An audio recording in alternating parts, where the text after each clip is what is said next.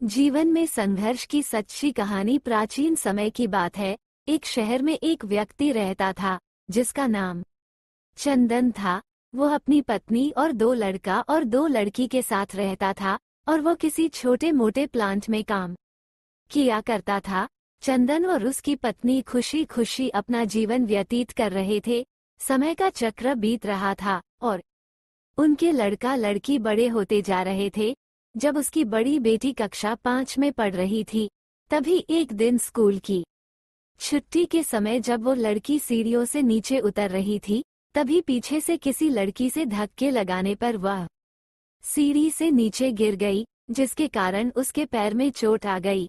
जब लड़की घर पर लंगड़ती हुई आई तो उसके पिता ने पूछा, क्या हुआ? तभी लड़की ने उन्हें पूरी बात बताई।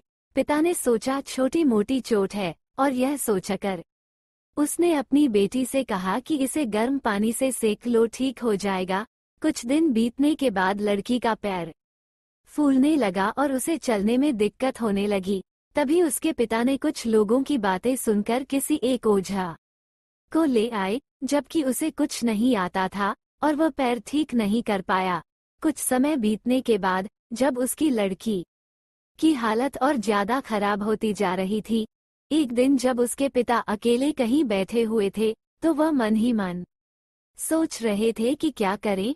तभी सोचते सोचते उनके दिमाग में आया, क्यों ना डॉक्टर से दिखाया जाए। तभी दूसरे दिन वो अपनी लड़की को लेकर वहीं पास के अस्पताल में जाते हैं।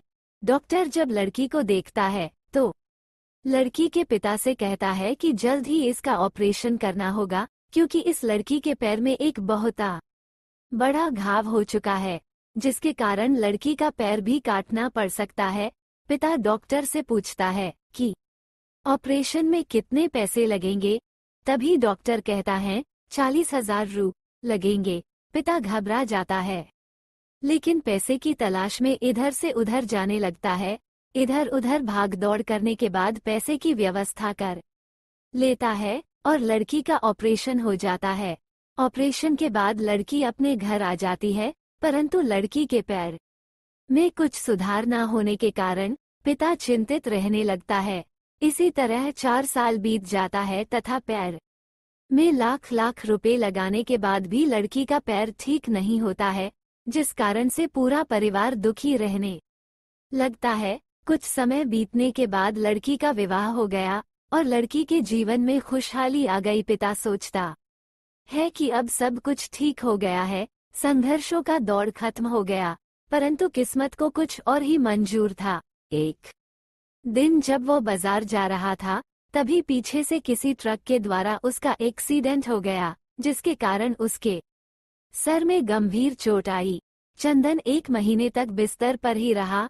1 महीने के बाद ठीक होने पर वह सोचा कि अब सब कुछ ठीक हो जाएगा।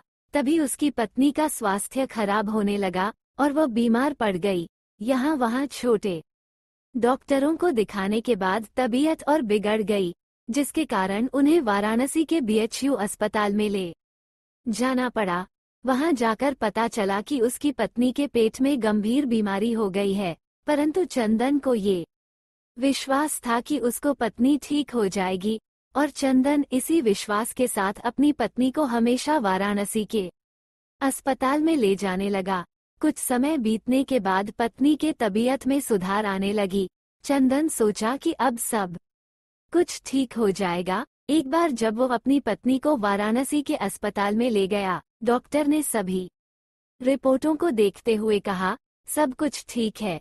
चंदन बहुत ही खुश हुआ और वो अपने पत्नी के साथ अपने शहर वापस आ गया। अगली सुबह सब कुछ ठीक था। चंदन का बड़ा और छोटा बेटा दोनों स्कूल चले गए और चंदन अपने काम पर चला गया। बड़ा बेटा स्कूल में सोच रहा था कि चलकर माँ से कुछ बातें करेंगे। तभी 11 बजे उसका मित्र आता है और कहता है कि चलो, तुम्हारी माँ की तबीयत खराब हो गई है। बड़ा बेटा दौड़ता हुआ अपने घर की तरफ आता है। तब तक बहुत देर हो गई होती है, उसकी माँ की मृत्यु हो चुकी होती है। बेटा माँ को देखते ही फूट फूट कर रोने लगता है और वह अपनी माँ का अंतिम संस्कार करता है।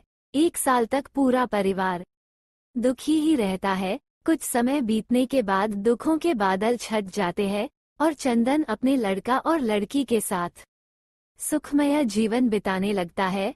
आज उसका परिवार खुश खुशी जीवन जी रहा है।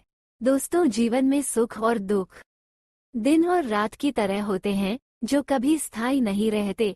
इसलिए दुख के समय में कभी हिम्मत नहीं हारना चाहिए तथा सुख के समय कभी अहंकार नहीं करना चाहिए।